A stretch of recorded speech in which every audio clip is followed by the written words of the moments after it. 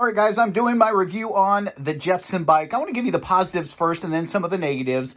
First and foremost, I like the look of the bike. It is very like a cruiser, but it's very aggressive with its lines. I love the blue color. Fantastic color. And look at the graphics here. There's a few scratches on it. That always bugs me. I hate that. That's from manufacturer not wrapping their product up correctly. And so whenever there's dings and scratches, hey, that's 100% the manufacturer. Grips, they're fantastic. They feel good in your hand. The stem here is adjustable. So you can get this handlebar to where it feels good when you're riding. The seat, it feels great. It does. And on the stem, what they have is a shock absorber. The tires are upgraded. And I'm talking about the tires. This is a fairly decent tire. It's Kenda, which a lot of your major manufacturers are using these types of tires. So this isn't the bottom of the mill tire. As far as your pedals go, they grip very, very well. And so there's a good grip on them, so it's going to stay on your feet. So what's the negative?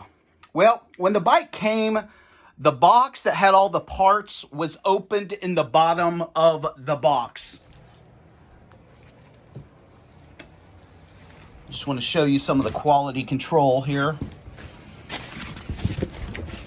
Hope you can see that. The box that had all the parts was opened in the bottom of the box. And so one little piece of tape would have remedied that. But they did not do that, and so I'm missing parts all over the place. I can't put this rim on because I'm missing a bolt. So I'll just go to the hardware store, and I will buy a bolt, and I will put that on. But that's the least of my problems. The back fender was completely smashed down on the tire, and so I've done a real good job of, without warping it, bending it back so the tire will not rub. The supports here have a little bit of a bend to them where I had to bend them back. This is totally cracked right here. The cargo carrier is special in that it's holding the top of the fender up and it bows out. Let me show you over here. It bows out. Can you see that little bow right there? And so I'm going to have to get them to send me a new one, or I'm going to have to take this and just have someone weld that right there, because that's actually a hole. So I don't know how that happened. Both rims are not true. What that means is when you turn the bike upside down and you have it sitting on the seat and the steering wheel, when you roll the wheel, it should be straight. It should be going around. You should see no wobble. The back rim has a slight wobble. I'll take that to the bike shop. $40, $50, they can pull that out. The front rim has a 1/4 inch variance, meaning there is a huge problem, and it's probably right there. Let me show you if I can. Looks like something smashed against the rim, pushed it up, pushed it over, and you really have to look, but the rim no longer is true. It's wobbling up to a 1/4 inch. Let me just show you what I'm talking about on the front rim. Can you see it?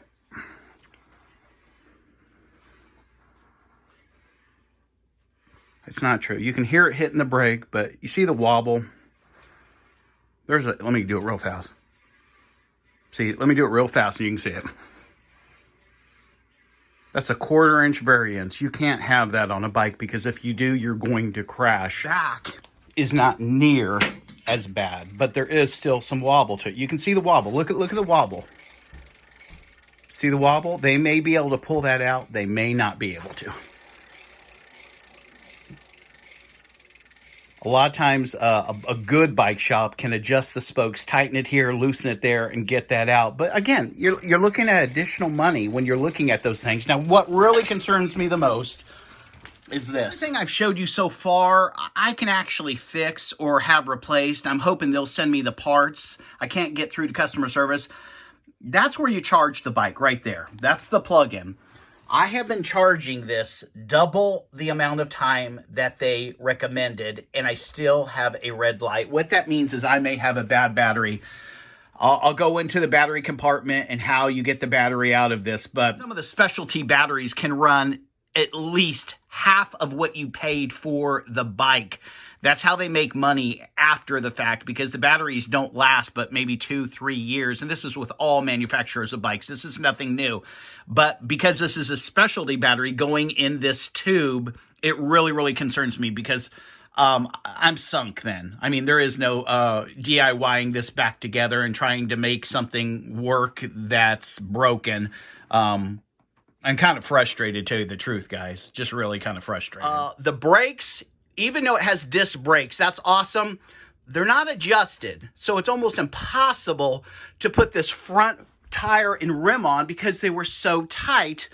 And so both the front and the back brakes will need to be adjusted. And a lot of people, you can do that. That's not super hard. But what is really difficult is they are utilizing a lower end gearing, and it clicks. Then it goes click, click, click, click, click. And so gearing 1, 2, 3, and 4, when you're just cranking it upside down, it's hard. It's making all kinds of noise. So this is going to have to be adjusted. The rim is going to have to be adjusted. The brakes are going to have to be adjusted. And there's just so much that's good, but there's so much that's really, really wrong. I call customer service, and the first time they hung up on me, and I thought, I hope that was an accident. The second time, I waited like 15 minutes, and they hung up again. Stay put. We'll jet to you in just a bit. Hi there. Thanks for your patience while we finish assisting other callers. Stay put. We'll jet to you in just a bit. Hi there. Thanks for your patience while we finish assisting other callers. Stay put. We'll jet to you in just a bit. Hi there. Thanks for your patience while we finish assisting other callers. Stay put. We'll jet to you in just a bit. While we finish assisting other callers. Stay put. We'll jet to you in just a bit. And they hung up again. Then I went online, and only after about a half an hour of trying to, get some warranty parts so I can fix my DIY $1,500 bike, it said, no, you have to call customer service. So I feel like I'm getting ran around in circles. When you're buying a bike like this, look at, you're not wanting to have to take it to the bike shop. You're not wanting to have to order parts. You're not wanting to have to do this and that. Both my lights are busted. And so this goes here somehow, right here, okay? This is the backlight, and it doesn't even have the reflector or whatever went over this. That would be your backlight. Let's go the front. Front light is missing altogether. This was just sitting in the bottom of the box. It's all busted up, okay? It just reminds me of cheap plastic.